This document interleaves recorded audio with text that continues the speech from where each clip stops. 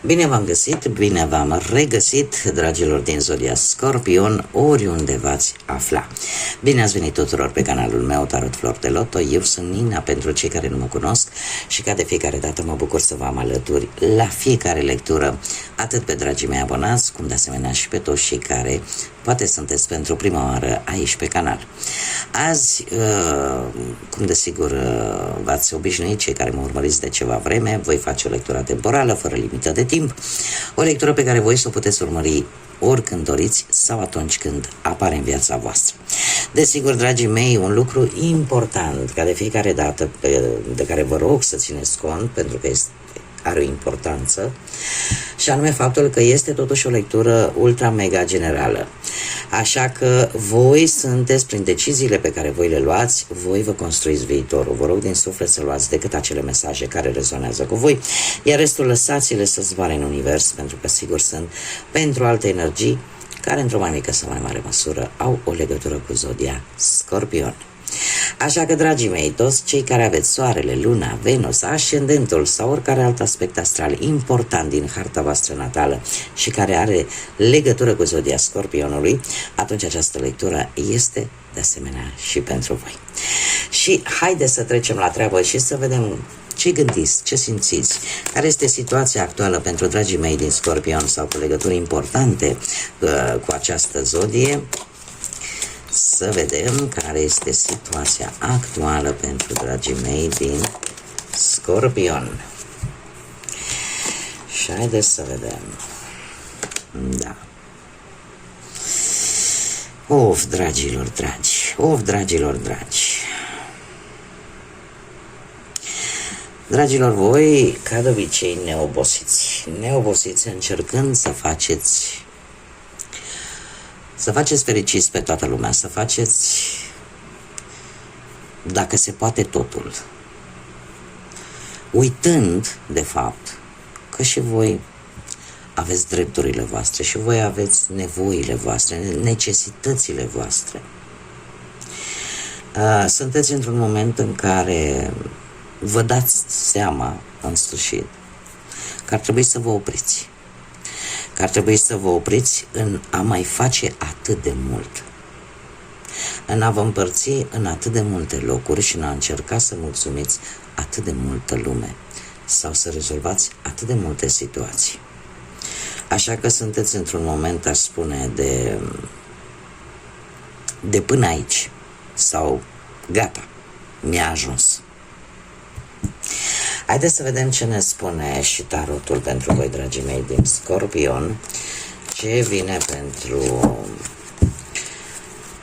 dragii mei din Scorpion sau cu legături importante cu această zodie în următoarea perioadă de când voi urmăriți această lectură. Ce vine pentru voi? Și desigur începem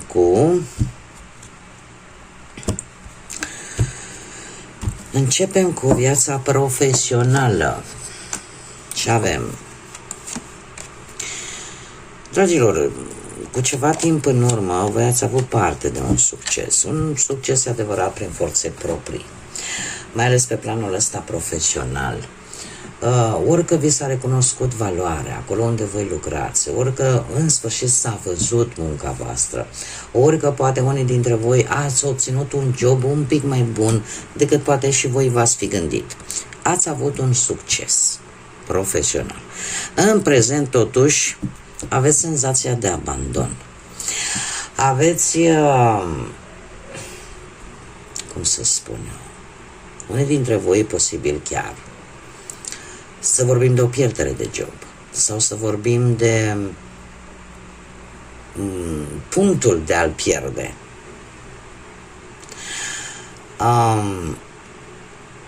Sau poate pur și simplu nu sunteți mulțumiți de cât câștigați în actualul job. Alții se pot simți ușor abandonați, dar trebuie să vă spun că sunt persoane care vă pot ajuta. Există persoane care vă pot ajuta. E de ajuns decât să cereți. Și aici îmi dau seama de toată această stare stresantă de tensiune în care Încercați să le faceți pe toate și de multe ori, cred că uitați ce este cel mai important. Pe voi. Următoarea perioadă pentru voi, dragii mei, vine cu un 5 de bâte. Vine cu un 5 de bâte care îmi vorbește de jocuri murdare la locul de muncă, în afacerile pe care voi le faceți. E posibil ca unii dintre voi să fie nevoie să ducă o bătălie pentru același post, să luptați pentru același post și să aveți o competiție destul de dură. Care este sfatul cărților? Sfatul cărților vine în felul următor: dacă tu ai pregătit absolut tot și ești stăpână pe ce știi să faci, atunci nu te lăsa, pentru că ai mari șanse să și câștigi. Haideți să vedem, mai punem o... Da, dragilor, pentru că vine o perioadă în care siguranța voastră la nivel profesional va fi foarte importantă și pe care o veți obține. Așa că nu vă lăsați, nu vă deziceți de propria voastră zodie, indiferent că poate aveți soarele în Scorpion sau poate aveți ascendentul în Scorpion, care iară este important, și oricare aspect astral care pentru voi este important. Chiar dacă veți avea parte de o competiție acerbă, o competiție dură, se pare că într-un final voi veți reuși, pentru că ce al vostru e pus deoparte. Voi veți reuși să aveți această siguranță pe plan profesional cu acest 4 de monede. Un 4 de monede care eu aș spune că, în afară de faptul că vorbește de stabilitate, ne vorbește totuși de o situație care, pentru unii dintre voi, nu pentru toată lumea, puteți obține acest job sau puteți, cum să spun eu, obține acel contract. Chiar dacă nu vă place foarte tare activitatea, veți fi stimulați de partea financiară. Și asta pentru că vă veți da seama că asta va aduce stabilitate, asta va aduce o siguranță. Mergem mai departe. Haideți să vedem pe parte financiară.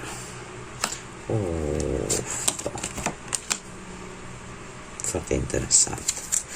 Dragilor dragi, cineva v-a jucat pe la spate și ați avut o pierdere de bani. Cineva v-a trădat, cineva v-a făcut să luați o decizie destul de dificilă și ați avut parte de o pierdere, din păcate, pentru cei care rezonați desigur cu acest mesaj.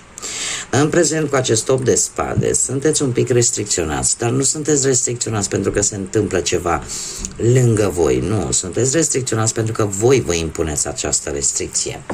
Acest 8 de spade ne vorbește de atracție universală și de faptul că tu, cel puțin mental, consider că nu poți ieși din această situație. E un cer negativ pe care tu ți-l construiești singurel, singurică, și trebuie să vă spun că există surse de bani, există ieșiri. O ieșire care va veni în perioada imediat următoare cu acest rege de monede, cineva dintr-o zodie posibil de pământ, Taur, Fecioară, Capricorn, care îți va da încrederea necesară. Este cineva foarte ambițios, foarte sigur pe sine, cineva care are o situație financiară destul de bună și care te poate ajuta. Dacă nu vorbim, în situația în care nu vorbim de această energie care efectiv vine și zice: uite, eu te pot ajuta, dar voi trebuie să ieșiți din acest cer vicios în care vă învârtiți. Este un cer vicios pe care îl creați voi. Este unul dintre talentele născute ale Scorpionului, acela de a se înțepa singur. Da? Trebuie să ieșiți din această stare, pentru că ceea ce voi manifestați, aia veți atrage. Pentru că există soluții. Asta mi-arată mie cărțile. există soluții. Cred că probabil și următoarea perioadă pentru voi, dacă nu vorbim neapărat de această energie, vorbim de situația în care vine totuși o fază de extindere după munca pe care voi ați depus-o și încercați să vă asumați decât acele riscuri necesare. Da? Nu vă mai asumați riscuri pentru alții. Fiți calculați în ceea ce privește banii și o să vedeți că ieșiți din toată această nebuloasă care vă tot macină. Mergem mai departe. Pe partea sentimentală, cei care sunteți într-o relație, într-o pereche formată, dragilor, ați avut parte, aici este cartea voastră a Scorpionului. Se pare că unii dintre voi ați traversat cu ceva timp în urmă o perioadă de transformare, de regenerare caracteristică vouă, dragilor din Scorpion. O perioadă în care ceva s-a sfârșit și a dat loc unui nou început. O perioadă de transformare, așa cum am mai spus, un anumit ciclu, o anumită etapă din viața voastră sentimentală cumva s-a încheiat. O schimbare importantă care a apărut brusc în viața voastră și eu aș spune că, din câte văd aici, în ceea ce privește relația voastră, e adevărat că a traversat niște ape tulburi, dar în prezent se pare că voi sunteți în postura de a avea opțiuni. Asta ce înseamnă? Cu acest 2 de monede se pare că, nu știu, în prezent parcă petreceți prea puțin timp împreună. Apare necesitatea de echilibru? Da. Apare, cum să spun eu, ideea că parcă ai vrea să faci. Tu parcă ai vrea să rezolvi și partea sentimentală, dar stai că o fac și pe aia profesională, dar stai că o rezolvi și pe aia și nu te focusezi în acest moment pe ceea ce este important pentru tine. Dacă pentru tine este importantă perechea ta, relația ta, viața ta sentimentală, ar trebui să te focusezi pe acest lucru. Pentru că ești cumva încercând să ții în echilibru mai multe lucruri, da? Pierzi din vedere ce este de fapt cel mai important pentru tine. Și într-adevăr, aceste opțiuni care vin sunt de fapt niște alegeri. Ce fac? Mă focusez, pentru că uite, am trecut prin ce am trecut. Mă focusez pe relația mea sau mă focusez, nu știu, pe carieră, pe bani, pe alte lucruri. Ce se va întâmpla în perioada imediat următoare? Un 8 de monede. Se pare că încet, încet, cu acest 8 de monede, lucrurile or să fie destul de clare. Pentru mulți dintre voi, munca poate interveni negativ în relația voastră. Și, într-adevăr, vi se cere încă o dată un echilibru. E posibil, într-adevăr, să ai o schimbare benefică, poate, pe partea asta a studiului. Și asta să te facă să lași cumva deoparte viața sentimentală și să te axezi mai mult pe carieră. Deci încă o carte care îmi spune practic cam același lucru. Totuși,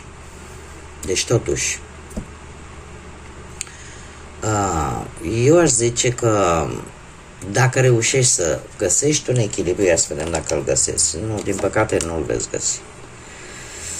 Mie cărțile îmi spun că nu. Deci, ceva aici se va întâmpla în următoarea perioadă care pe voi efectiv vă va duce la un final în relația voastră. Un final care, chiar dacă vă va durea, posibil ca perechea voastră să fie implicată prea mult pe partea asta a jobului, a carierei, și să vă neglijeze pe voi, pentru că sunt două energii. Da? Și totuși mie mi-apare un final cu o decepție foarte, foarte profundă, niște momente foarte dureroase, ceva neașteptat și lucrul ăsta poate să ducă la rupturi în relația voastră. E o schimbare foarte dramatică care va interveni în viețile voastre. Haideți să vedem pentru cei care sunteți singuri. Singuri în urma văduviei, a unui divorț, a unei separări. Dragilor, voi, vai, se pare că pe partea asta sentimentală, indiferent dacă sunteți în pereche sau dacă nu, totuși, uite, treceți printr-o stare de tristețe. E posibil ca unii dintre voi să fi pierdut pe cineva drag. Când spun să fi pierdut, poate că nu mai există în acest plan terenal, se află într-un plan astral și lucrul ăsta clar că aduce foarte, foarte multă tristețe. De asemenea, cinciul de cupe îmi poate vorbi de o decepție, ceva nu a ieșit bine. O relație care s-a terminat, unde nu s-a mai putut face absolut nimic și voi ați avut nevoie de destul de mult timp ca să vă vindecați. Știm foarte bine că Scorpionul are o intensitate foarte puternică în momentul în care iubește, în momentul în care își dăruiește încrederea și iubirea unei persoane. Și trebuie timp, într-adevăr, să se vindece. În prezent avem un 7 de monede care ne vorbește totuși de potențial, că aveți acest potențial și că într-adevăr veți trece peste toată această tristețe profundă, doar că e nevoie un pic de răbdare, e nevoie de un pic de timp. 7 de monede ne vorbește despre, cum să spun eu, despre răbdarea de a lăsa să treacă timpul. O perioadă, cel puțin aici în prezent, în care parcă dacă nu vezi rezultate în ceea ce privește relațiile tale sentimentale și nu vezi rezultate pozitive, apare o anumită teamă, apare o anumită frică poate că lucrurile nu au cum să meargă bine. Dar eu trebuie să vă spun că, de asemenea, acest 7 de monede îmi vorbește de lucruri care se termină, lucruri rele, lucruri negative din viața voastră sentimentală care sunt pe punctul de a se termina. Și e foarte interesant pentru că și în următoarea perioadă avem un 7 de data aceasta de bâte care ne vorbește de cum să spun eu, de lupte pentru sau cu anumite persoane, cineva care încearcă să te amenințe, cineva care încearcă să te denigreze, dar trebuie să vă spun că le veți face față. De ce? Pentru că voi veți fi pe o poziție de putere. Voi ați mai trecut pe acolo. Voi știți cu ce se mănâncă și îi veți face față cu brio.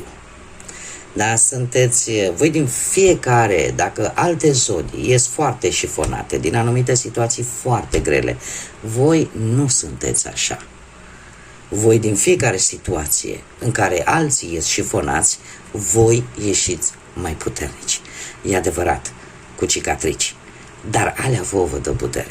Așa că tot ce se va încerca împotriva voastră, poate chiar în urma acestui sfârșit de care ați avut parte cu ceva timp în urmă, nu vor avea succes, pentru că voi veți fi deasupra întotdeauna. Sau cel puțin în această lectură. Haideți să vedem ce ne spun fazele lunare, ce mesaj au pentru voi, dragilor, din Scorpion sau cu legături importante cu această zodie. Da. Și cum se putea altfel, avem o lună plină în Scorpion care spune în felul următor: respiră dincolo de tensiune. Adică este un îndemn, ceea ce tu îți dorești, ceea ce tu îți propui și manifesti universului și manifesti divinității, n-are cum să nu se întâmple. Un singur avertisment vine cu această carte și în general cu cărțile care arată lună plină. Ai grijă ce-ți dorești.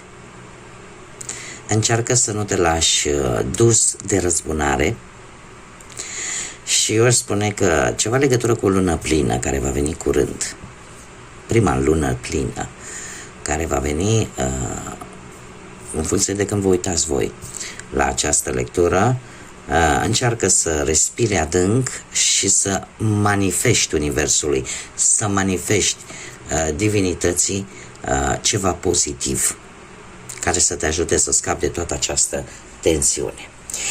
Haideți să vedem ce ne spun și zarurile astrologice, ce vine pentru dragii mei din Scorpion sau cu legături importante cu această zodie în următoarea perioadă. Haideți să vedem, avem zodia Pești și cred că este așa, ar fi Venus. Și aici, să vedem, da, avem casa nouă. Ei, dragilor, e vorba de, casa nouă ne vorbește de găsirea unor răspunsuri, de poate schimbări de credințe, da? De evenimente religioase în general sau academice, de călătorii lungi și foarte lungi, sau poate chiar călătorii de vacanță. Acum, faptul că avem planeta Venus, care ne vorbește de autoestimă, ne vorbește de iubire, ne vorbește de dorințe, de reușite, de recompense și de acea nevoie de iubire. Sunt dorințe care se vor activa, dragilor, așa cum bine v-am spus. Se vor activa pe casa a noua, pe casa, poate, nu știu, a unor evenimente care au legătură cu religia sau cu studiul, cu studiile, da? Sau într-o călătorie foarte lungă, sau într-o perioadă de vacanță, sau pur și simplu vei găsi niște răspunsuri sau vei reuși să primești niște răspunsuri la anumite întrebări sau la anumite dorințe care efectiv încep să prindă contur. Avem zodia Pești care cere răbdare, cere, cum să spun eu, ideea de, aș zice, de a încerca să, toată lupta, da, Pești e o zodie de apă, la fel ca și tine, toată lupta ta pe care o face și Pești de multe ori, aceea de a mulțumi pe toată lumea, aceea de a te împărți în 20.000 de locuri. De multe ori, dusă la extrem, nu duce la nimic bun. Și atunci, ținând cont de această planetă Venus și de această casă a noua, se pare că ceva se va întâmpla aici și cumva, poate că toate aceste curiozități care pot veni în viața voastră, toate aceste răspunsuri pe care voi le veți găsi poate în urma credinței, în urma unui eveniment, cum am mai spus, religios. Asta vă vor ajuta să vă dați seama că nu trebuie să suportați abuzurile altora și nu trebuie să încercați să mulțumiți pe toată lumea, pentru că este un lucru imposibil. Bun, dragilor, cam atât am avut pentru voi. Eu vă mulțumesc din suflet pentru atenția voastră, mulțumesc desigur pentru aportul vostru prin intermediul comentariilor, like-urilor și distribuirilor voastre și desigur tuturor celor care au devenit noi membri ai acestui canal, de fapt noi abonați ai acestui canal de tarot, așa că mii de mulțumiri tuturor, iar până data viitoare când ne vom reîntâlni la o nouă lectură, eu vă doresc multă liniște, mult echilibru, multă pace în suflete și în gânduri și, desigur, multă energie pozitivă. Așa că, dragilor, până la următoarea lectură, ca de obicei, să fiți iubiți!